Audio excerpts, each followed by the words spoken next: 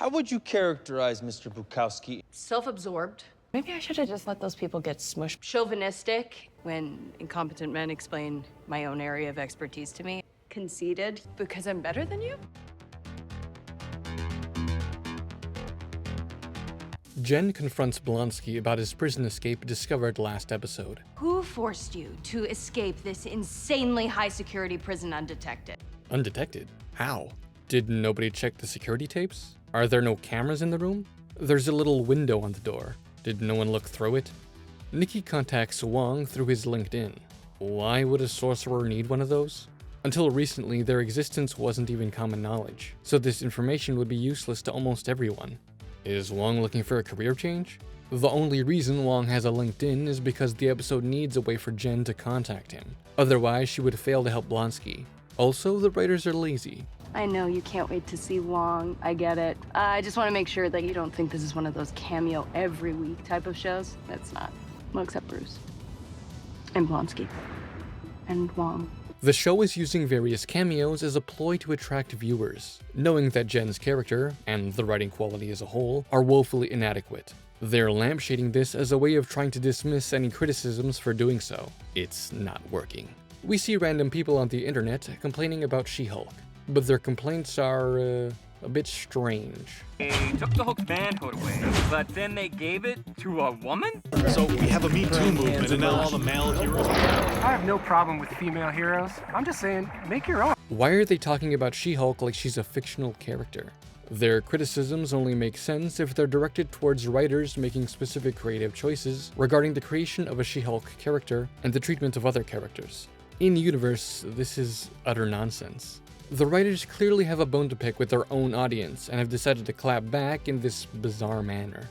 They might as well have just shown real She-Hulk reviews. I don't know about y'all, but I'd smash. Speak for yourself, motherfucker! There's an interview with the man that originally got Blonsky convicted. First, I would like to say it is frankly appalling that anyone would work towards freeing a monster like the Abomination.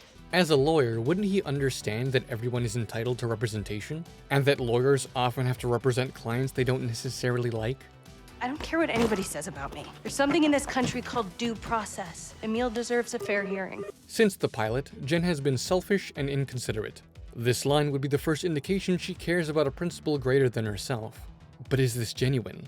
Previously, Jen stated that those with great power have a responsibility to help others. Yet she completely shirked her responsibilities when she gained great power. Her personal desires superseded her moral principles. Would Jen hold this same sense of justice if she didn't believe Blonsky's reformation was genuine? Would she discard this moral value if it became inconvenient? After all, taking this case is what has landed her this prestigious job. Based on what I've seen so far, I don't have much faith in her. Dennis is being represented by a lawyer named Pug. He has been defrauded by a shape-shifting elf that tricked him into thinking he was dating a celebrity. This serves as the B-plot for the episode. A lot of the jokes boil down to, haha, isn't Dennis pathetic? Sorry, you thought you were dating Megan Thee Stallion? Grammy Award winner, megastar Megan Thee Stallion? What part of Shapeshifter did you not get? I'm so sorry. Or, lol, isn't comic book stuff dumb? Asgard is not a place, it is a people. Therefore, Thor's inspirational speeches are not admissible in court. I'm just gonna skip it because I couldn't care less. Wong appears. Everything Mr. Blonsky told you is factual. I extracted him from the prison against his own wishes because I required a worthy opponent as part of my training to become Sorcerer Supreme. Oh, so Wong's stupid. Why did he choose Blonsky of all people to fight with? He has a plethora of options, including Smart Hulk, his ally. Why go out of your way to choose a mass murderer currently locked up in a high-security prison? What if he seriously tries to kill you? What if he runs away to commit more atrocities? And why take him to an underground fight club? Why not set up something in Carmitage or some other private location? Is it because it then couldn't be caught on camera and used for drama in Blonsky's parole hearing? And Wong's story fits in weird with Shang-Chi. In that movie, they were friendly with one another, as if this was something they've done often. Maybe you'll start controlling those punches like we practiced. These don't sound like two guys who have just met. Jen explains how much trouble Blonsky's in for his prison escape. I know what you're thinking, Miss Walters. I'm not erasing everyone's memories, not again. Why is he acting like Jen would have any context for what he's talking about? We'll send him to the mirror dimension. How would trapping Blonsky in the mirror dimension help his parole hearing to get him out of prison? Well, what's up with Wong in this scene? He's acting like a total goober. Wasn't he a fairly stoic, level-headed guy? Books on astral projection. You're not ready for that. Try me, Beyonce. Wong agrees to explain everything at Blonsky's hearing. We are here today to determine whether Emil Blonsky is suitable for return to society after having served his minimum sentence. How long has Blonsky been in prison? Though The Incredible Hulk released in 2008, it technically takes place in 2011. Endgame is in 2023. I'm not certain when She-Hulk takes place, but I'd assume it's not too long after. That means Blonsky's minimum sentence for mass murder was little over 12 years. That doesn't sound right.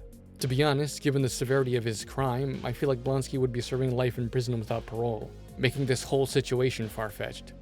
Jen calls several witnesses to testify on behalf of Blonsky's character in order to stall for Wong, who appears at just the exact moment Jen needs him to. Convenient. In regard to Mr. Blonsky vacating his cell, I gave him no choice. It was absolutely his choice to return. I offered him asylum at Kamatage, but he was quite adamant he'd be returned to serve out his sentence and repay his debt to society. They buy this, even though they can't confirm any of his claims and they don't even know if he's the man in the video. They don't question his story at all. They simply take it as fact because the writers can't figure out how else to resolve this conflict. These are not the actions of a criminal, but of a reformed man who truly wants to do the right thing. I mean, when Blonsky uncontrollably becomes Abomination, isn't he a raging monster out for blood? That's a good question. Is Abomination an alter ego that Blonsky can't control? The Incredible Hulk implied Bruce and Hulk were the same person, so it was reasonable to assume Blonsky and Abomination were also the same. His dialogue was also in line with Blonsky's motivations. Is that all you got? Giving further credence to this idea. Now though, Hulk has been reframed as another personality, so I suppose it would make sense to do the same for Abomination. On the other hand, Jen has no alter ego, despite gaining her powers through Bruce's blood, the same as he did. And Blonsky also had the complication of the super soldier serum affecting his Hulkification in unknown ways, so the rules may not be entirely the same for him. The show confirms that Abomination and Blonsky are one and the same, or at least that this has become the case. Blonsky transforms to prove that he has control and isn't a danger. Everyone shits themselves in terror. As you can see, I'm in full control. What happened to your voice, dude? You don't deserve this power. Did they change it to match Hulk's voice, which is no longer pitched down? Puny god. I don't want to lose Tiny here in the 1950s. I can only assume they wanted to be consistent with this. But wouldn't the transformation literally change the shape of their vocal cords? How can their voices be unaffected? And on the topic of differences, I think it's time to talk about the Goomba in the room. Why has Abomination's design changed? The most distinct difference is his ears, which now look more comic accurate. Why though? It's clearly meant to be an in-universe change because in the previous episode, Blonsky said, My tiny ears here. The previous design had tiny ears. His current design actually has quite large ears. So what gives? There's no explanation, not even a throwaway line. This proves that in every instance, Mr. Blonsky could have broken free, but has chosen to remain in his cell. Is the implication that Blonsky could have used Abomination to break out at any time? We don't know that. Abomination didn't demonstrate that he could just break out of the glass, or that other measures put in place wouldn't be capable of holding him back. Where does this assumption come from? Jen makes the case that due to Blonsky's good behavior, he should be given the opportunity to rejoin society. Mr. Wong, you've just admitted to facilitating a prisoner escape, which is a crime. I must depart. Bye, bitch! With how sorcerers have become more public knowledge, why hasn't this supervillain prison put measures in place to keep them portaling in and out as they please? Do they simply not have the means? Because this would definitely be a large concern for them. Later, talking about the shape-shifting elf, Dennis says, I wish there was a way we could remove her powers and make sure she doesn't victimize anyone else. Oh, did Dennis Bukowski just give me an idea? In the next scene, it's decided, As a condition of his parole, Mr. Blonsky is ordered to wear an inhibitor in perpetuity. Where did they get an inhibitor from? Hulk made one in the first episode, but... That device was a prototype. It was calibrated specifically to me. And now he's off-planet. He also insisted he couldn't make another one. Calibrate it to me! Can't do it, Yes, Chad. you can. So where the hell did they get one from? Why was this inhibitor plot point included in the first place? Well, the implication is, Jen made this suggestion, and it's what convinced the parole board to grant Blonsky's parole. This is done to persuade us that Jen is a good lawyer, because otherwise her contribution to Blonsky's case would be minimal at best. I mean, without this suggestion, the only thing she did was call some witnesses to testify on Blonsky's behalf. She really didn't do much of anything. Blonsky's parole hearing doesn't build off of anything set up from the previous episode. The serum the government gave you caused your subsequent actions? This idea has been completely dropped. Jen doesn't argue whether Blonsky should be held accountable for those deaths that got him locked up in the first place. And Blonsky's blatant lies don't come into play either. There's no discussion of the events of the Incredible Hulk.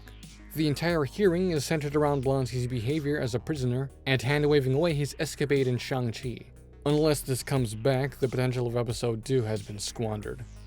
Over the course of the episode, Jen is hounded by various rumors and gossip concerning She-Hulk, so she tells Blonsky, Just stay out of the news. I don't want to read any more stories about either of us. Well, you might want to reconsider that. I mean, they're going to write a story about you one way or the other. Better to be part of it, really. This convinces Jen to do an interview, clearing away some of the rumors. I'm not sure why this convinces her, when Nikki, Jen's best friend, has been saying the exact same thing the whole episode. You have to respond. You have to be in control of your own narrative. The office line has been flooded with calls and requests for interviews. You should do one. People only care because I'm representing Emil Blonsky. Once that's over, this whole media circus will die down. Jen, this is not gonna go away just because you're ignoring it. This can go away, you know, with one little interview. Hard pass. I cannot wait for this to be over so I can go back to being a normal, anonymous lawyer. What are you talking about? Jen, the genie is out of the bottle, girl. You are a story now. What changed? As Jen walks home, she's attacked. Did you guys rob an Asgardian construction worker? Yeah. Did they go all the way to New Asgard to get that shit? Jen hulks out and fights them. One of the guys tries to stab Jen with something, but she wrecks them easily and they run off. Thunderball, did you get it? No. Once you turned into She-Hulk, I couldn't pierce that nasty green skin. Why didn't they try jabbing her before she hulked out? They had the opportunity. Why hold back until it's too late? Again, those opposing Jen need to be made incompetent so she looks good by comparison.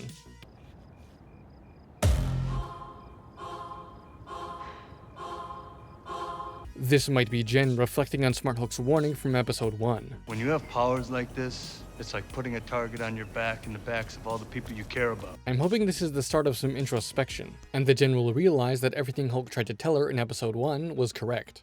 This could finally kickstart some much-needed character growth. Only time will tell. It's taken 3 episodes to get to the lawyering of the Fun Lawyer show, and so far I'm unimpressed. The show continues to fail to demonstrate that Jen's a good lawyer. She gets Blonsky's parole by calling a few witnesses and then pulling an inhibitor out of her ass. She does next to nothing of note. Really, anyone could have been put on this case and won. And all the setup from the previous episode, concerning Blonsky's true motivations, have come to nothing. All of that potential has been squandered, at least so far. Perhaps future episodes will pick up on this. Blonsky seems to be building a cult. Mr. Blonsky does own a plot of land on which he plans to work and reside. He plans to open a meditation retreat on the property. Mr. Blonsky is currently in a long-term committed relationship with several pen pals, all of whom have pledged to financially support him. We'll just have to wait and see. Every day we stray further from God.